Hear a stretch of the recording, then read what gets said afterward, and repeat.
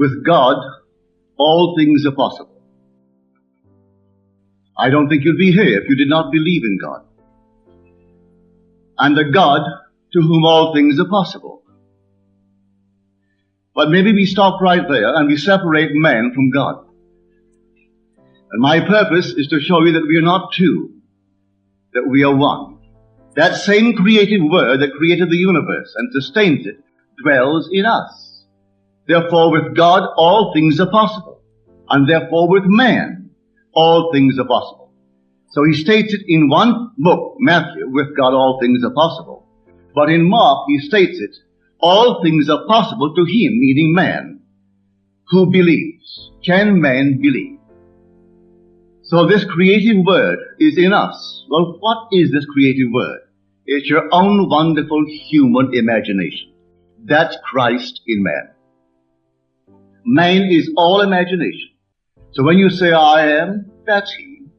Now, can you believe that you are now the man that you would like to be? Though at the moment of your assumption, reason denies it, and your senses deny it. Can you really conceive a scene which, if true, would imply the fulfillment of your dream? What would it be like if it were true? How would I feel if I were now the man that I would like to be? How would I know that I could become it?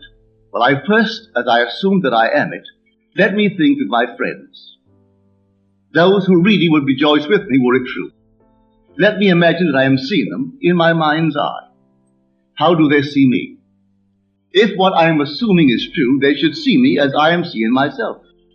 And if they are friends, they should rejoice with me.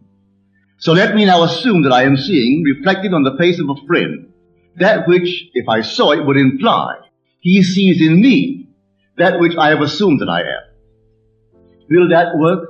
Try it. I tell you from my own personal experience it works. It doesn't work itself. I can tell you that your imagination is Christ. And maybe you'll believe me. But unless you actually take it to the point of working upon it and operating it, it means nothing. Well, if this night I really believe it, I would not allow the sun to go down in my sleep unless I feel myself right into the situation of the wish fulfilled. What would you feel like if now you were the man that you want to be? How would you see the world if things were as you desire them to be? Now, this is what I mean by living in the end. Robert Frost, just the year before he departed this sphere, he wrote this story for Life magazine. And he said the founding fathers did not believe in the future. What a shock that they did not believe in the future. They believed it in. He said we are always imagining ahead of our evidence. And the most creative thing in man is to believe a thing in. They had no evidence to support their claim to democracy. They were under a king when they threw the king away and began to simply build a concept of the future.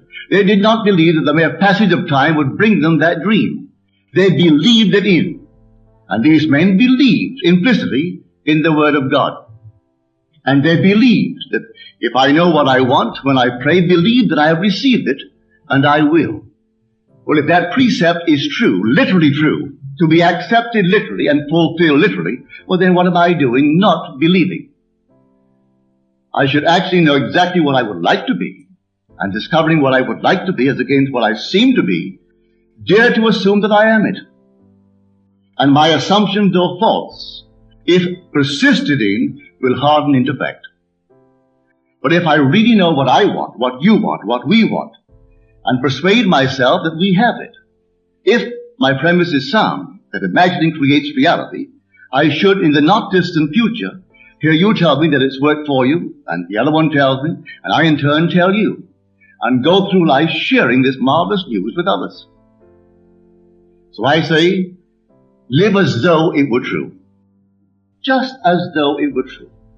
If the Word is truly the Word that creates the system in which we live. In the beginning was the Word, and the Word was with God, and the Word was God.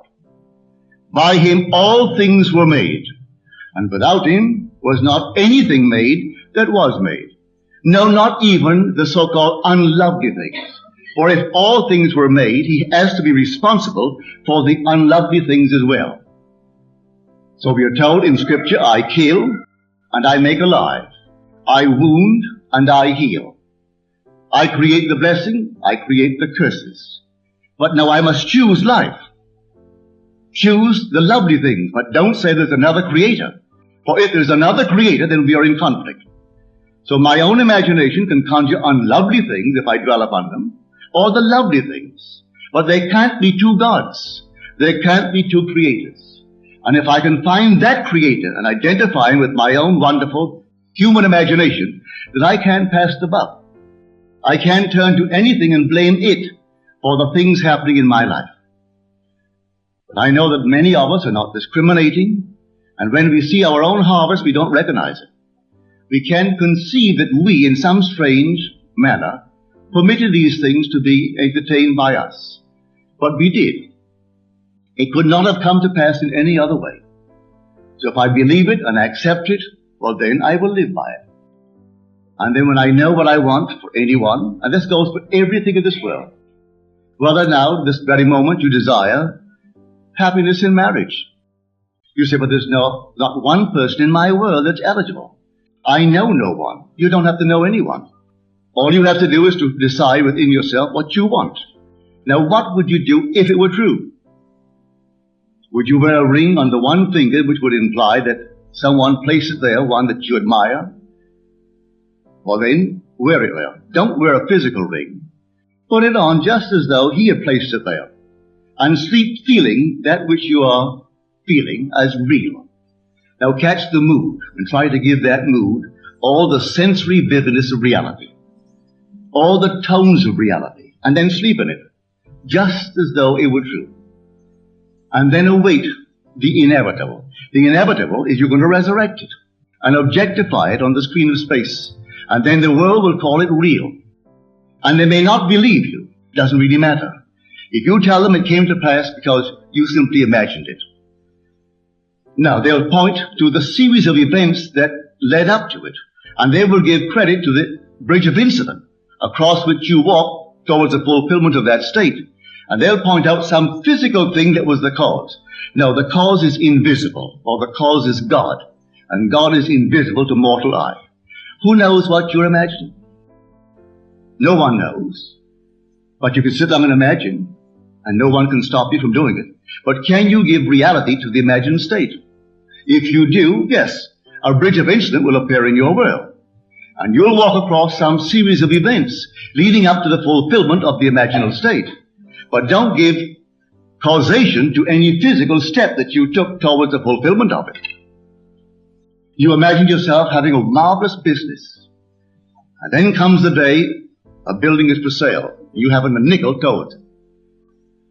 And not a total stranger, but a man comes in and asks you quite in a friendly manner, are you going to buy it?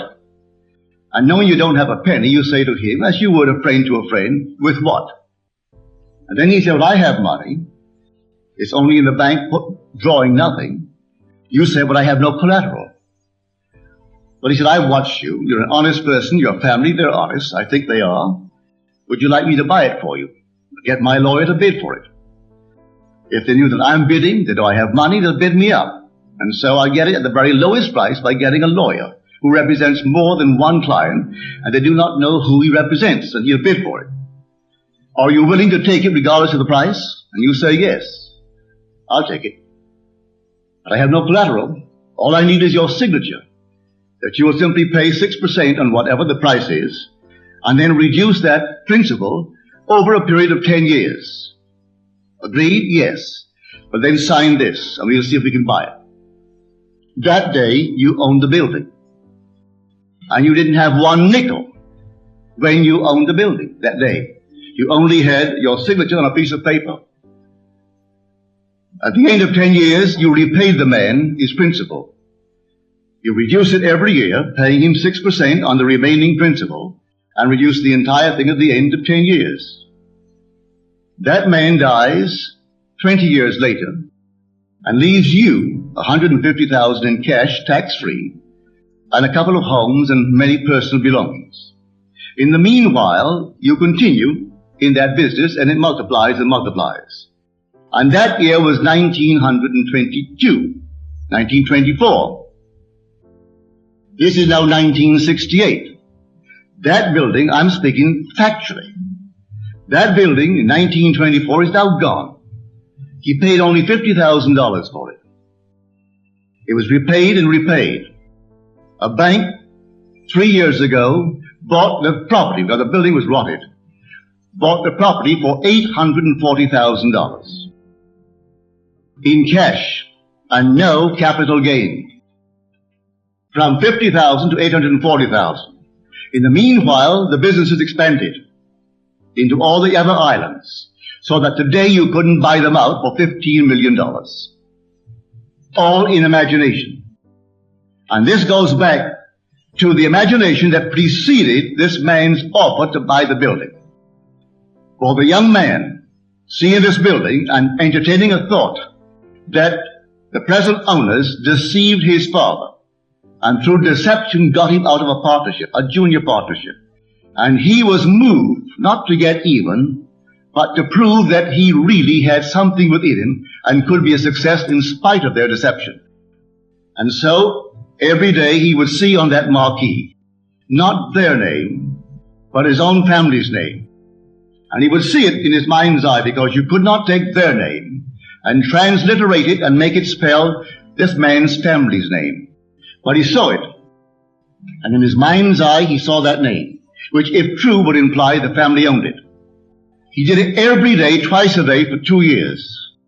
And then came this sudden, out of the nowhere. And the whole thing was made possible, and today they're all over the islands. And they have no partners. They've never taken in one partner, never sold one bit of stock outside of a family ownership. All by imagination. Now, I know what I'm talking about because I am a member of that family.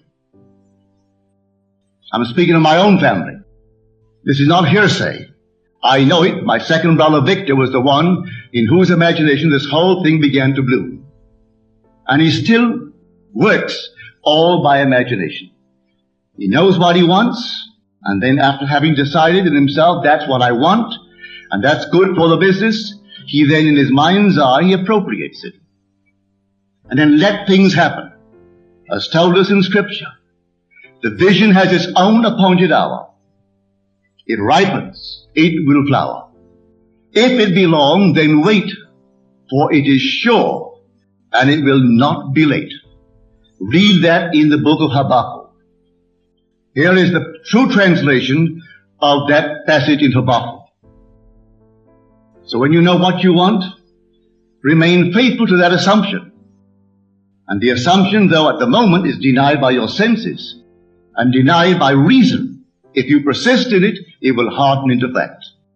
Are we not told that God calls a thing that is not seen as though it were seen, and then the unseen becomes seen? He calls everything from the unseen into the seen in this simple manner.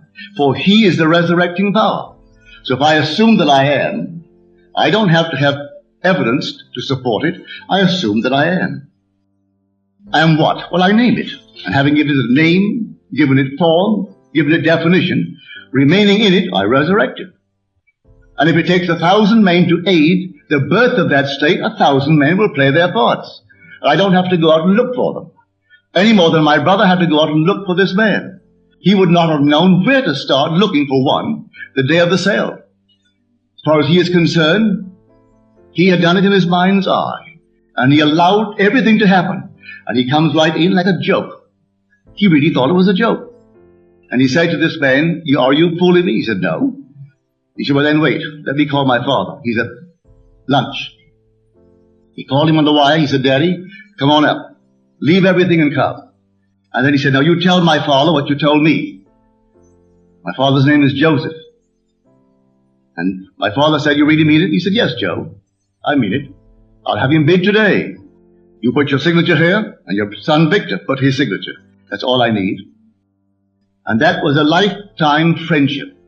So when that man died, he didn't owe my brother Victor anything. He so loved the friendship and the feeling of decency that he had with my brother Victor, he gave him $150,000 in cash. And that was tax-free. And the homes, everything was tax-free.